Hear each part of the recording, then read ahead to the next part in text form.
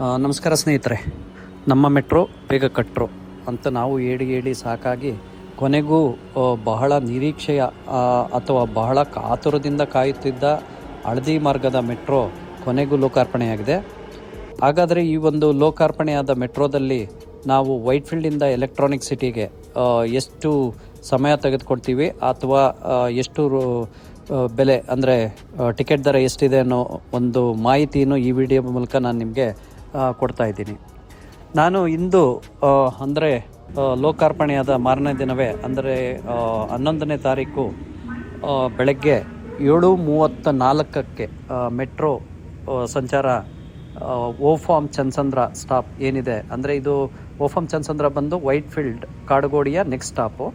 ಆ ಸ್ಟಾಪಿಂದ ನಾನು ಸಂಚಾರ ಸ್ಟಾರ್ಟ್ ಮಾಡಿದೆ. ಸೊ ಅಲ್ಲಿಂದ ನನಗೆ ಬೈಪ್ನಳ್ಳಿಗೆ ಬರೋಷ್ಟೊತ್ತಕ್ಕೆ 8 ಗಂಟೆ ಆಗಿತ್ತು. ಬೈಪ್ನಳ್ಳಿಯಿಂದ ಮತ್ತೆ MG ರೋಡ್ಗೆ 8 ಗಂಟೆ 11 ನಿಮಿಷ, ಕೊನೆಗೆ ಮೆಜೆಸ್ಟಿಕ್ ತಲುಪೋದಕ್ಕೆ 8 ಗಂಟೆ 20 ನಿಮಿಷ.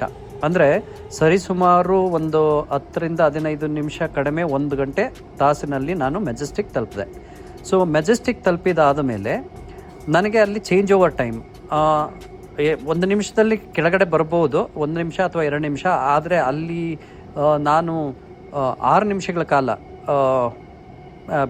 Change over ಟ್ರೈನ್ಗೆ weight ಮಾಡಬೇಕಾಯಿತು. ಯಾಕಂದರೆ ಅದು ನೆಕ್ಸ್ಟ್ ಟ್ರೈನ್ ಇದ್ದಿದ್ದು 6 ನಿಮಿಷ ತೋರಿಸ್ತಾ ಇತ್ತು. ಸೊ 6 ನಿಮಿಷಕ್ಕೆ ಅಂದರೆ 8 ಗಂಟೆ 28 ನಿಮಿಷಕ್ಕೆ RV ರೋಡ್ ಅಥವಾ RV ರಸ್ತೆಗೆ ಹೋಗುವಂಥ ಮೆಟ್ರೋ ಬಂದಿದ್ದು, ಅಂದರೆ ಗ್ರೀನ್ ಲೈನ್.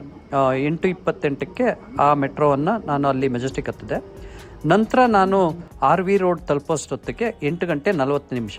ಅಂದರೆ ಅಲ್ಲಿ ಮೆಜೆಸ್ಟಿಕ್ಕಿಂದ RV ರೋಡ್ಗೆ ತಗೊಂಡಂಥ ಸಮಯ 12 ನಿಮಿಷ ಅಂತ ಹೇಳ್ಬೋದು. 12 ನಿಮಿಷಗಳಲ್ಲಿ RV ರೋಡ್. ನಂತರ RV ರೋಡಲ್ಲಿ ಅಲ್ಲಿ ಎಕ್ಸ್ಚೇಂಜ್ ಮಾಡಬೇಕು. ಮತ್ತು ಈ ಹೊಸ ಏನು ನಮ್ಮದು ಹಳದಿ ಬಣ್ಣದ RV ರಸ್ತೆಯಿಂದ ಬೊಮ್ಮಸಂದ್ರ ಅಥವಾ ಎಲೆಕ್ಟ್ರಾನಿಕ್ ಸಿಟಿ ಕಡೆಗೆ ಹೋಗ್ತಾ ಇದೆಯೋ ಆ ಮೆಟ್ರೋ ಚೇಂಜ್ ಓವರ್ ಮಾಡೋದಕ್ಕೆ. ಸೊ ನಾನು ಅಲ್ಲಿ 8:40ಕ್ಕೆ ಅಲ್ಲಿ ಹೋದೆ.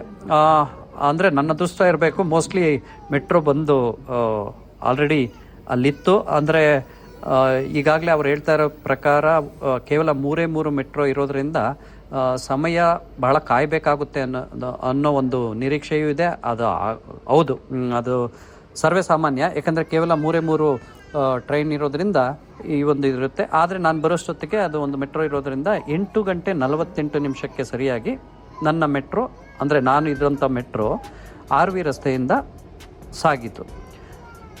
ಕೊನೆಗೆ ನಾನು ಬಂದು ಎಲೆಕ್ಟ್ರಾನಿಕ್ ಸಿಟಿ ಇಳ್ಕೋಬೇಕಾದ್ರೆ 9 ಗಂಟೆ 13 ನಿಮಿಷ.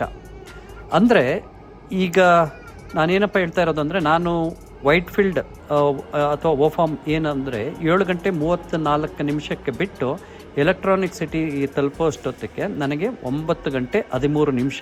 ಈವನ್ ಅಲ್ಲಿ ಮಧ್ಯ ನಾನು ಚೇಂಜ್ ಓವರ್ ಆಗಿದ್ದು ಅಥವಾ ಅಲ್ಲಿ ಏನು ಮೆಜೆಸ್ಟಿಕ್ಕಲ್ಲಿ ಕಾಯ್ತಾ ಇದ್ದಿದ್ದು ಅಥವಾ RV ರೋಡಲ್ಲಿ ಕಾಯ್ದಿದ್ದು ಅದನ್ನೆಲ್ಲ ಸಮಯ ಕೂಡಿಸಿದ್ರೆ ಬಹುಶಃ ನಾವು ಎಲೆಕ್ಟ್ರಾನಿಕ್ ಸಿಟಿ ನಾನು ತಲುಪೋಷ್ಟೊತ್ತಿಗೆ 1 ಗಂಟೆ ಸರಿಸುಮಾರು 1 ಗಂಟೆ 30 ನಿಮಿಷದಿಂದ 1 ಗಂಟೆ 40 ನಿಮಿಷ ಸಮಯ ತೆಗೆದುಕೊಂಡಿದೆ. ಹಾಗಾದರೆ ಬೈಕಲ್ಲಿ ಹೋದರೆ ಅಥವಾ ಕಾರಲ್ಲಿ ಹೋದರೆ ಇದೇ ಸಮಯನ, ಅದನ್ನು ನೀವೇ ಯೋಚನೆ ಮಾಡಿ, ನೀವೇ ಡಿಸೈಡ್ ಮಾಡಿ. ಸೊ ಮಿನಿಮಮ್ ಅಂತೂ 1 ಗಂಟೆ 30 ನಿಮಿಷ ಅಂತೂ ವೈಟ್ಫೀಲ್ಡಿಂದ ಎಲೆಕ್ಟ್ರಾನಿಕ್ ಸಿಟಿಗೆ ಮೆಟ್ರೋದಲ್ಲಿ ಹೋಗಬೇಕು ಅಂತ ಹೇಳಿದ್ರೆ ಬೇಕೇ ಬೇಕು. ಈ ಒಂದು ಸಮಯ ತಗೊಳ್ತಾ ಇದೆ. ಹಾಗೆ ಎಷ್ಟು ಪೇ ಮಾಡಿದೆ ಅಂತ ಹೇಳಿದ್ರೆ, ನಾನು 81 ರೂಪಾಯಿ ಓಫಾಮ್ ಚನ್ನಸಂದ್ರದಿಂದ ಎಲೆಕ್ಟ್ರಾನಿಕ್ ಸಿಟಿಗೆ 81 ರೂಪಾಯಿ ಕಟ್ಟಾಗಿದೆ ಅಮೌಂಟು. ನಾನು ಮೋಸ್ಟ್ಲಿ ಕಾರ್ಡ್ ಇರೋದ್ರಿಂದ ಅದರಲ್ಲಿ ಡಿಸ್ಕೌಂಟ್ ಬಂದಿರೋದ್ರಿಂದ 81 ರೂಪಾಯಿ. ಅಂದರೆ ಮ್ಯಾಕ್ಸಿಮಮ್ ಅಮೌಂಟ್ ಏನು 90 ರೂಪಾಯಿ ಇದೆಯೋ ಬಹುಶಃ 90 ರೂಪಾಯಿ ಅಲ್ಲಿ ಕಟ್ಟಾಗುತ್ತೆ. ಸೊ ಇದು ವೀಕ್ಷಕರೇ, ಅಂದರೆ ನಿಮ್ಗೆ ಈಗಾಗಲೇ ಅರ್ಥ ಆಗಿದೆ. ಸೊ ಚನ್ನಸಂದ್ರ ಅಥವಾ ವೈಟ್ಫೀಲ್ಡ್ ಕಡೆಯಿಂದ ಎಲೆಕ್ಟ್ರಾನಿಕ್ ಸಿಟಿ ಕಡೆ ಬರಬೇಕು ಅಂತ ಹೇಳಿದ್ರೆ ನೀವು ಮೆಟ್ರೋದಲ್ಲಿ ಬಂದರೂ 1 ಗಂಟೆ 30 ನಿಮಿಷ ಅಂತೂ ಬೇಕೇ ಬೇಕು. ಹಾಗೆ 90 ರೂಪಾಯಿ ಖರ್ಚಾಗುತ್ತೆ. ಸೊ ಈ ವಿಡಿಯೋ ಬಗ್ಗೆ ನಿಮಗೇನಾದರೂ ಅನಿಸಿಕೆಗಳಿದ್ದರೆ ದಯವಿಟ್ಟು ಕಮೆಂಟ್ ಮಾಡಿ. ಈ ಒಂದು ವಿಡಿಯೋ ವೀಕ್ಷಣೆ ಮಾಡಿದ್ದಕ್ಕಾಗಿ ಧನ್ಯವಾದಗಳು.